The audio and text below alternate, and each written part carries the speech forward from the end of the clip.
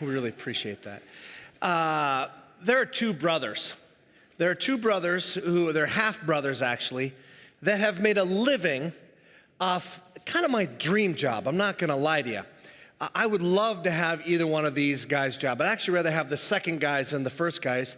Their names are Michael and Bruce Buffer, if you know them. The first guy's the guy that does, Michael Buffer is the guy that says, "Let's get ready to rumble," right before a boxing match, right? A pure boxing match.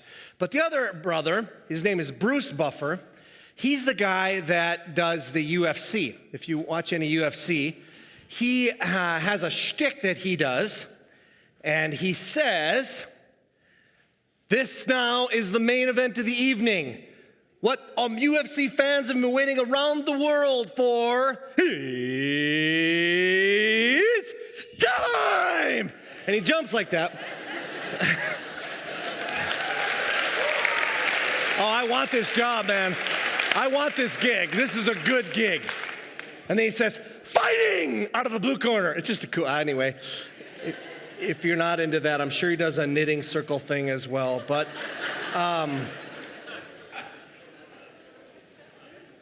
it's time. Today's time.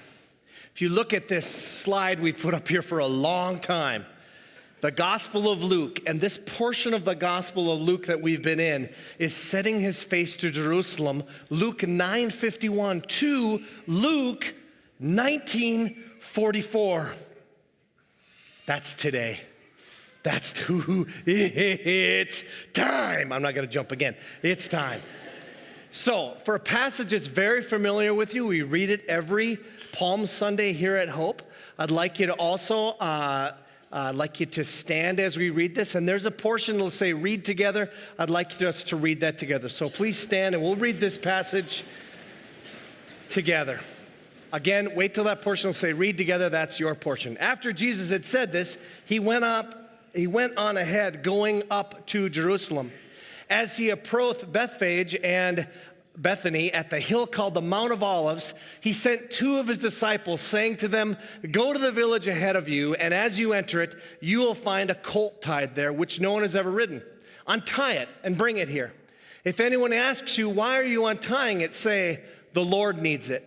Those who were sent ahead went and found it just as he had told them. As they were untying the colt, its owners asked them, "Why are you untying the colt?" They replied, "The Lord needs it." They brought it to Jesus, threw their cloaks on the colt, and put Jesus on it. As he went along, people spread their cloaks on the road.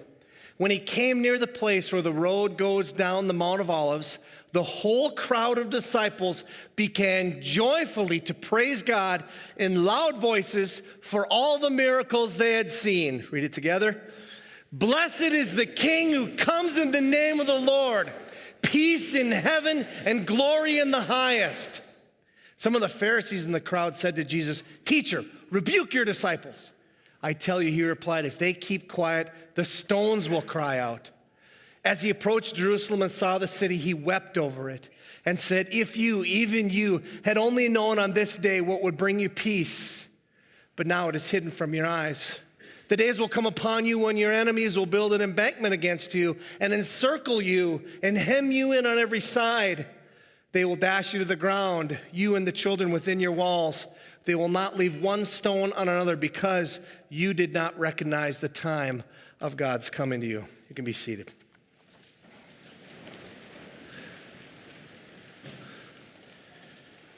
Calling this message the crying stones. No one gets it. No, but thank you. Thank you. That's Mick Jagger, if you haven't figured that out. Mick Jagger's part of a rock and roll band called the Rolling Stones. I called it the Crying Stones. This is him crying. It's kind of funny.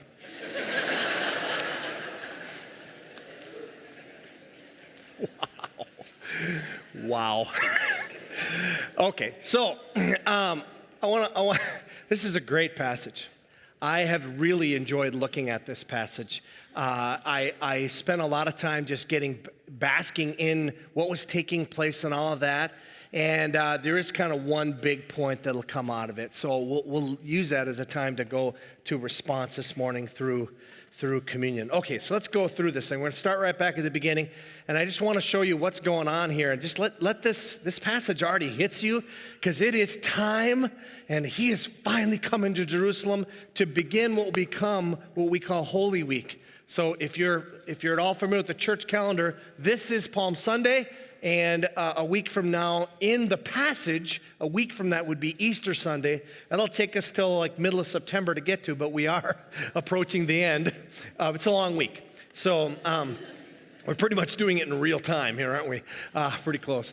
Anyway, so let's take a look at this. I want to take this first verse and divide it into three, because there's three big things going on here. First thing, after Jesus had said this is really important to acknowledge. After Jesus had said this, well, what did he say? He just got done, Pastor John Neal preached on this last week, did a great job talking about this parable. And this parable is the last one that Jesus is going to say outside the gates of Jerusalem. So he's coming into Jerusalem, and this parable will be a key to watching all of what's going to take place this next week.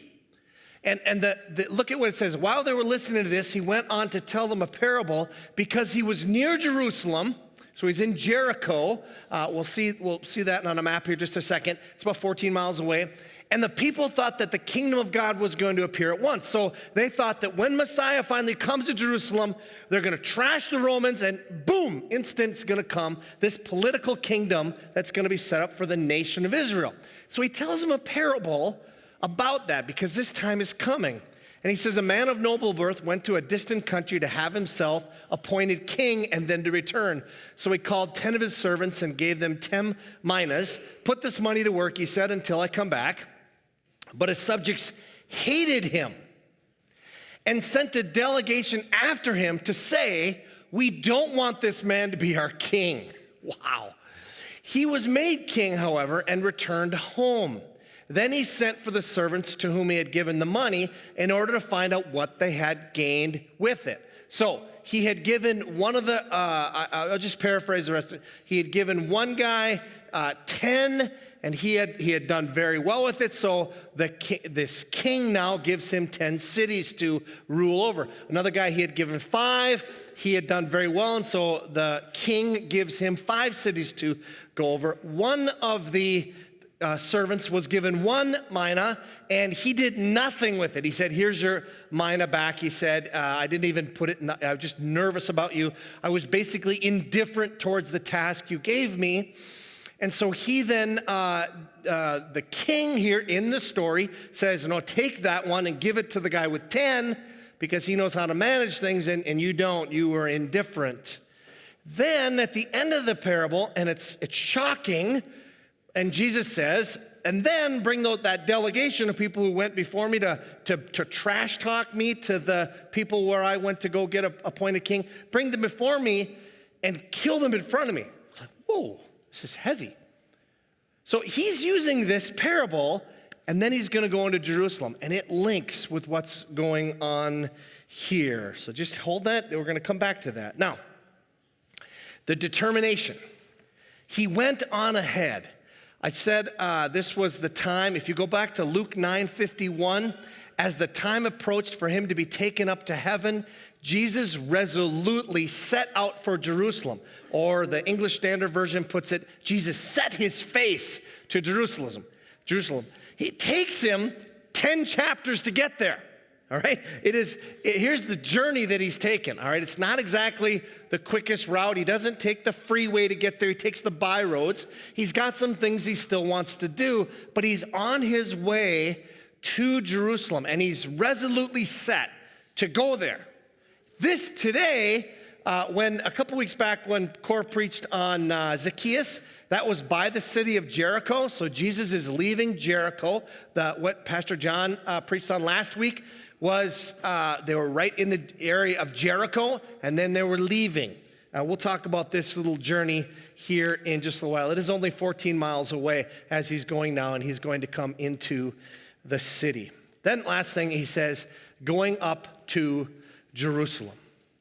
Now, I know that for a lot of, I've never done the Middle East. It's on my bucket list to do. I'd love to see the Holy Land. I'd love to see this. One of the greatest things I did this week was watched an 11-minute video that actually takes you from Jericho to Jerusalem. They show you the actual route that they would have taken. It was like, oh, this is really, really cool, without being sweltering hot. I was just sitting there right in my office looking at this. But it's very important that you understand a little bit about what he's not been to Jerusalem here for a long time. If you remember, the last time he was there was, Luke 13. We'll get back to there later. In 3 weeks ago, Pastor Core preached on this, and he's talking about what he knows what's going to happen in Jerusalem. He tells his disciples in Luke chapter 18, pulls them aside and says, we are going up to Jerusalem, and everything that is written by the prophets about the Son of Man will be fulfilled. He will be delivered over to the Gentiles. They will mock him, insult him, and spit on him. They will flog him and kill him. Whoa. That's not the way I was going to write the end of the story. On the third day, he will rise again. The disciples did not understand any of this. Its meaning was hidden from them, and they did not know what he was talking about. So, going up to Jerusalem is a huge deal, and that city is the epicenter of Jewish culture. Let me quote from Joel Green here about the importance of it. By this juncture in the third gospel, Jerusalem has been vested with monumental significance. It is foremost the place of destiny, the goal to which Jesus has been headed on account of his submission to the divine plan. Luke's narration of Jesus' entry into Jerusalem is punctuated by a why can't I say that? Melanage, I can't think of it. Anyway, geographical markers. In fact, because I'm not French, narrative time is slowed considerably and dramatic tension intensified by reference to each stage of this final leg of the journey, marking the progression of Jesus as he draws closer and closer to Jerusalem. Additionally, because of Jerusalem's status as the holy city, okay, so what's here? Location of the temple, abode of God, nexus between human and divine, inviolable territory, meaning sacred territory. The question of the relationship between Jesus and Jerusalem is inevitable. Repeatedly, Jesus has run afoul of representatives from Jerusalem and others who challenged his understanding of the scriptures and of the nature of salvation. How will Jesus, who has claimed legitimacy as an interpreter of the divine will, fare in relation to Jerusalem, the city, the temple, and its leadership, to whom in the eyes of most, God has granted divine authority? Jesus' entry, according to the Lucan narrative, does not shy away from this confrontation. To the contrary, by painting Jesus with such regal, messianic hues, Luke sets the stage for subsequent challenges to Jesus' base of authority and ultimately for his demise. It is like someone coming in, like someone coming into Washington, D.C. in our culture. It is the epicenter of the culture of authority of the Jewish people. How will they respond to Jesus at this time? You got to kind of feel that tension as we move through. Now, the means of entry, okay? It's really interesting. They're getting close. I'll show you this on a kind of more of a topographical map here in just a minute. But you get to Bethphage and Bethany, and you get a hill called the Mount of Olives, and to his disciples he sends out, and he tells them, it's really fascinating here, right? He tells them, you'll find a colt, and it's tied up. No one's ever ridden it. Untie it and bring it here. If someone asks you why you're untying it, say the Lord needs it, and then they go ahead and do it, and they're untying the colt, and the guy asks, why are you untying the colt? And they reply, the Lord needs it. 5 times they mention that the colt is tied up. It's interesting, right? It's kind of one of those things we're not exactly sure why. There's 2 questions, though. Number 1, why in the world a colt that no one has ridden? What's that about? And that's a reference back to Zechariah 9, verse 9. Rejoice greatly, daughter Zion. Shout, daughter Jerusalem. See, your king comes to you, righteous and victorious, lowly and riding on a donkey, on a colt, the foal of a donkey, a new donkey, a colt. So this is why it's supposed to be a donkey that no one else has ridden on.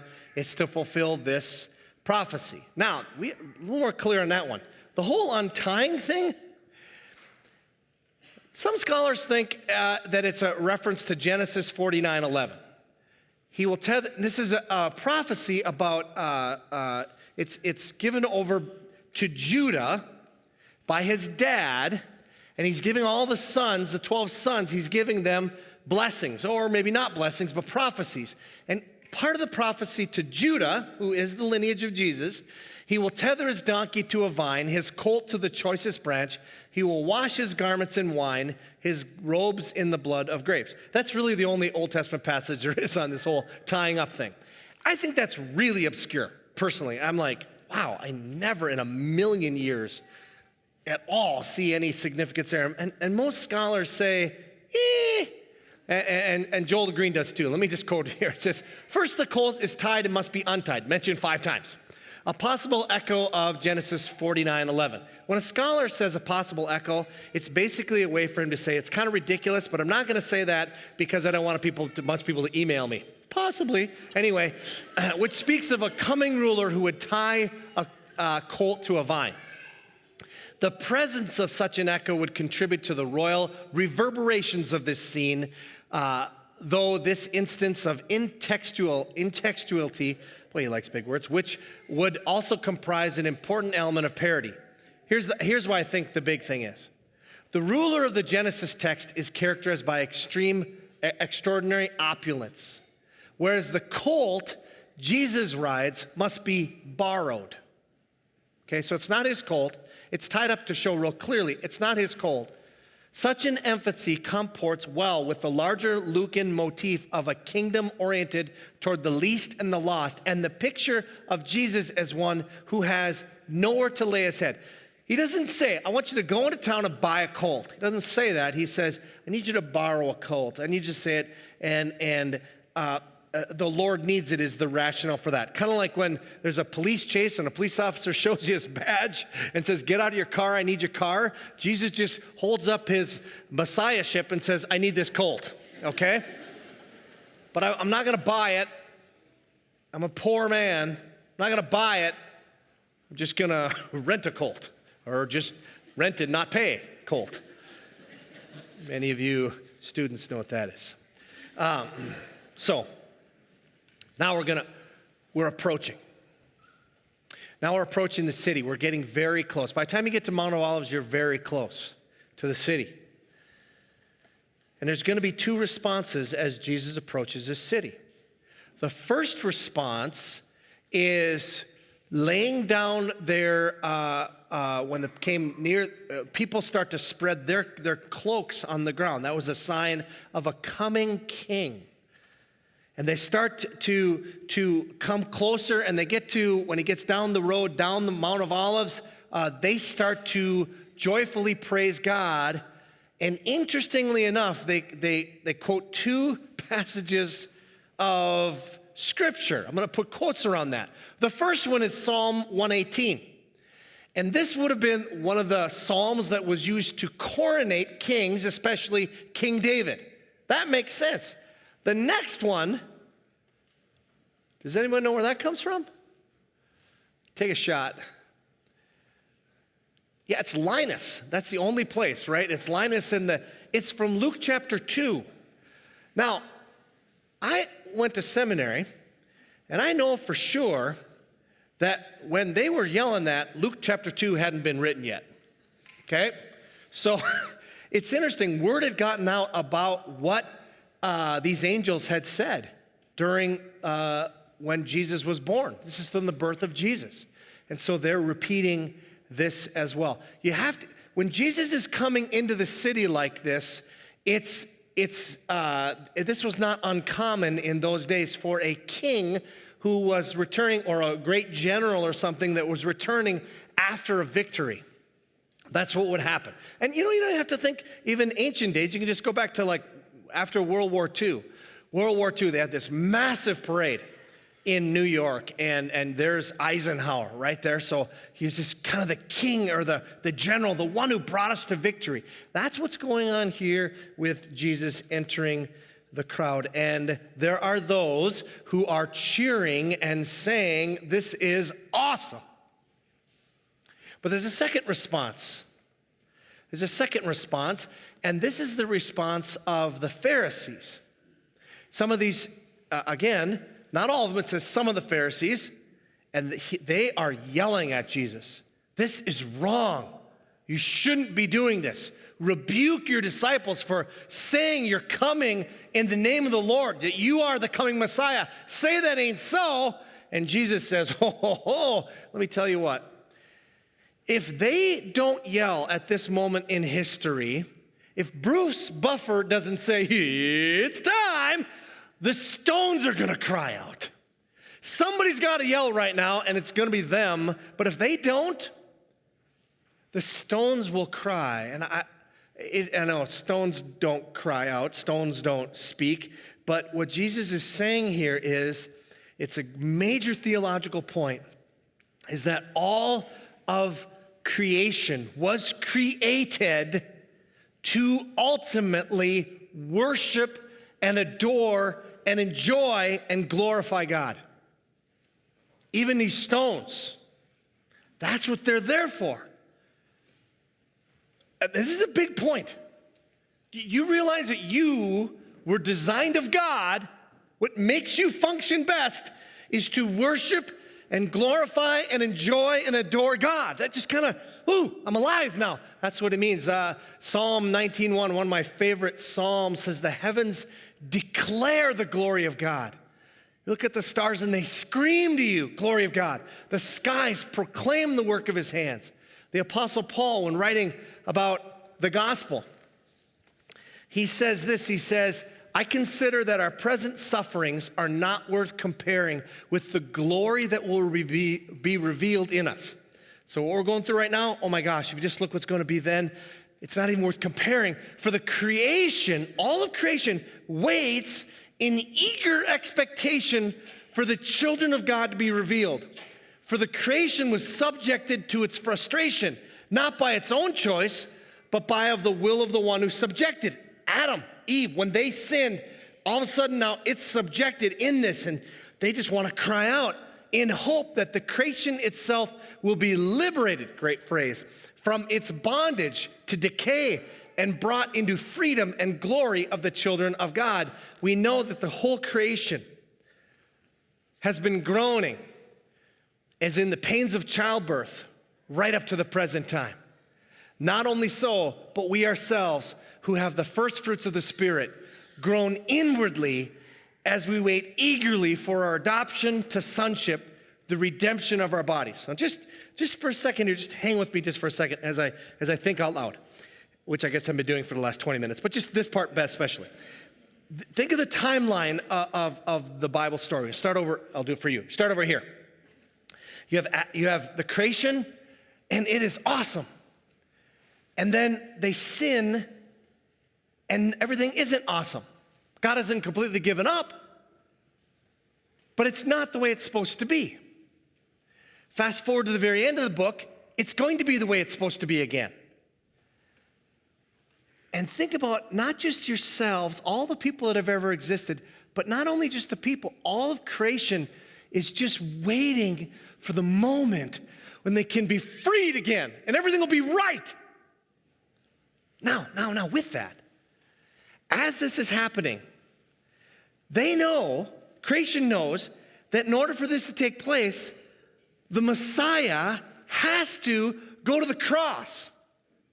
He has to be killed for the sin of the world, and he's got to be raised again. So when he comes on that, right on the edge there, if the people don't sing the rocks and the trees and the bunny rabbits and the squirrel, no, squirrels won't sing, squirrels should, anyway, I got squirrel problems. Anyway, all of creation is gonna sing and delight because they know that this moment in history is the trigger point. When he comes into Jerusalem, he ain't leaving before it's done. It's an awesome moment. John Nolan says this way, in the biblical tradition, there's a strong sense that nature participates in the witness and celebration of what God is doing. The verbally closest parallel is actually in Habakkuk 2:11, where the stones of the walls of the house and its beams cry out in witness against the wickedness that has been perpetrated.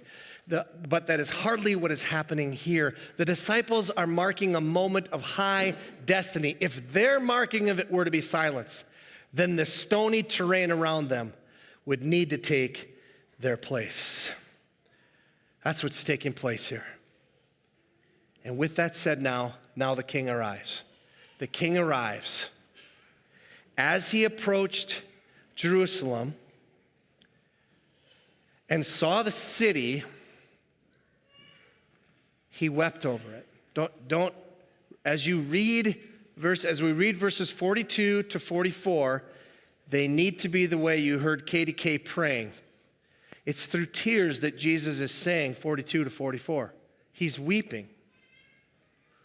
Now, one of the cool things about this, and I thought this was a cool factor, was this is actually obviously not to scale. It's 14 miles this way, and up would be 3,300 feet. So it's a ways up.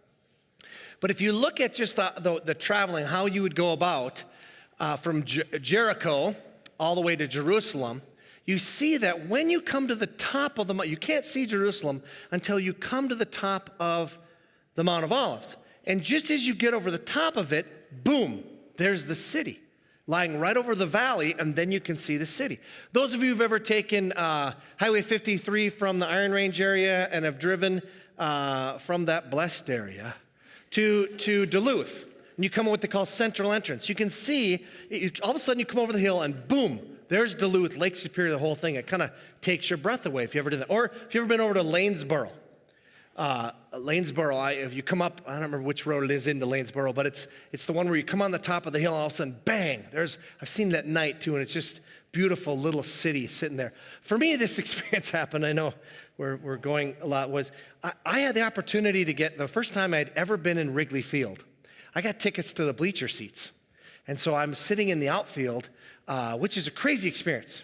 There's a whole hymnal out there of which they sing these songs. I don't know who made them up, but there's no actual hymnal, but people just sing in Wrigley Field.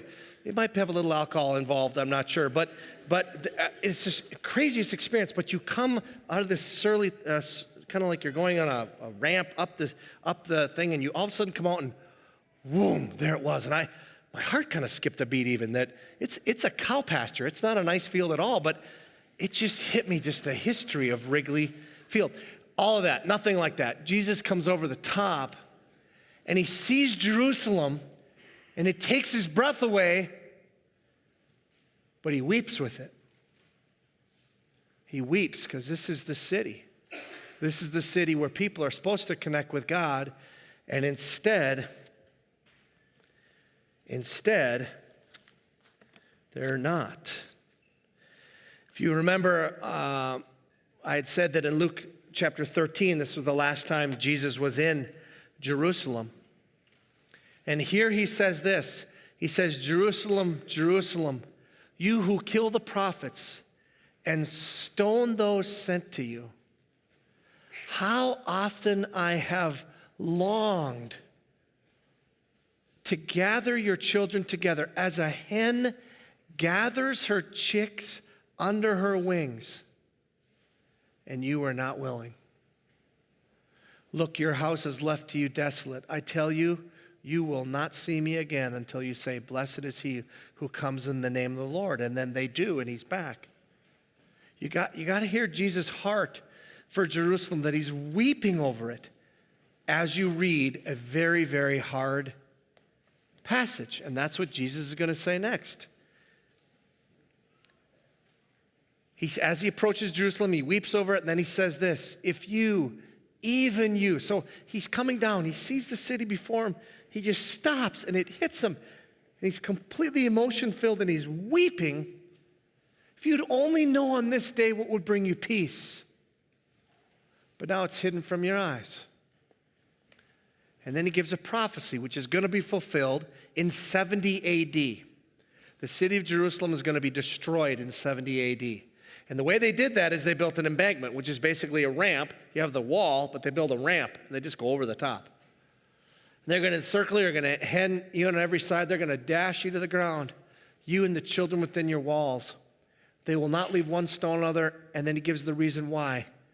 Because you did not recognize the time of God's, and a better translation would be here, visitation. God's visitation was right here, and you didn't even recognize it. So if the Pharisees had come out and were yelling at Jesus, "Teacher, tell your disciples to shut up," if they in the previous parable are kind of like the delegation, they're kind of like the delegation, right? They're the ones that said, we're going to make it real clear and loud that we don't want you. The city of Jerusalem is like the guy with one mina. He's just indifferent. Not going to really do anything about it. It didn't recognize the time of God's coming. My old professor, Bob Stein, says it this way: yet there is a dark cloud hanging over this whole incident, and Luke taught his readers once again that what had happened to Israel was the result of their rejection of the Christ. The triumphal entry from a human perspective was not triumphal. What had been true from the very beginning continues even now. The Son of God is rejected. This theme, the rejection of Jesus and the resulting judgment, is brought to the forefront by Luke in the passage we just read, and also in the cry from Luke 13, 34, and 35 is repeated. Judgment will come. Tragedy will soon strike, for Israel was headed down a road that did not lead to peace, but on the contrary, to destruction. Judgment would come upon the nation in the events of AD 70, but even more frightfully in its exclusion from the kingdom. It's a great passage. It's a great passage. And it really begs just one question. One question. As we move to a time of response, I want you to let this resonate with you. How do you respond to the king? How do you respond to the king? Now, later today, I suppose, Shannon, about 1 o'clock or so, the baptisms will take place today. And there are some people who are responding joyfully to what Jesus Christ has done for them. Some of them are brand new to the faith. Some of them have been a follower of Jesus for a while and are just now deciding to declare their faith through baptism. That's a joyful response. That's a one-time thing, though. You publicly declare your faith through baptism once. The second thing the Lord allowed us there is this table. This table is an opportunity to joyfully respond to the kingship of Jesus. The gospel of Christ, he comes and takes away our sin for anyone who asks him to take away your sin. Jesus Christ, be my Savior and my Lord. So what the gospel does is it allows Christ to go to the cross and pay for our sin, which I owe, so that I can have a relationship with God, but my relationship to God is he's my king. See, it puts things back in the right way. And so this table is for anyone in this room who joyfully wants to say, blessed is he who comes in the name of the Lord. Anyone. Whether for the very first time or for the 1,000th time. And so in just a moment, we'll all close, and then you could take a moment to be with the Lord. And anyone who whether you're a member of this church or not, you don't need to be a member, but if you're a follower of Jesus, this is open to you. There are tables in the back and upstairs, and on this right-hand side, if you need it, there's gluten-free. But there was two other responses. There was the delegation. There were those who were angrily opposed to Jesus Christ. And in a room this size, and I know it's self-selection. You didn't come here because somebody forced you to come here, but there may be people in this room today that are flat out angry at Jesus and are denying him. And the question for you today is, why in the world are you doing that? This is the greatest news of the greatest person at the greatest time in all of history. And all he asks is for you to acknowledge it. But the one that frightens me the most is the third group. Because I see myself slipping into this group often. And that's just the indifferent group. Yeah, Jesus died for my sins. That's great. That's great. Indifference scares the daylights out of me. I hope it does you. The only way you can battle indifference is by just basically crushing it with care. To battle indifference, you have to say, whoa, no, wait a minute now. This is something I deeply care about. I may not feel it at this moment, but I deeply care about Jesus Christ, and I am not going to just be indifferent, whether it's in this room or later this afternoon and the rest of the week until we meet again. How do you respond to the King? Let's pray together.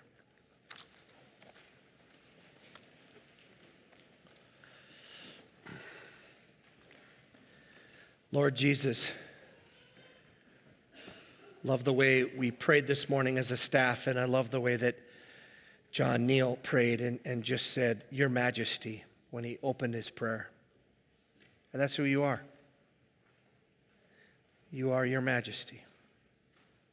You are King. You are Lord, and all is yours. So I ask for a gift. I pray for those of us in this room who right now, through life circumstances or through whatever, are shaking their fists at you, are angry with you. I pray right now that you do a miracle in their hearts and you'd allow them to see and to savor you, I pray.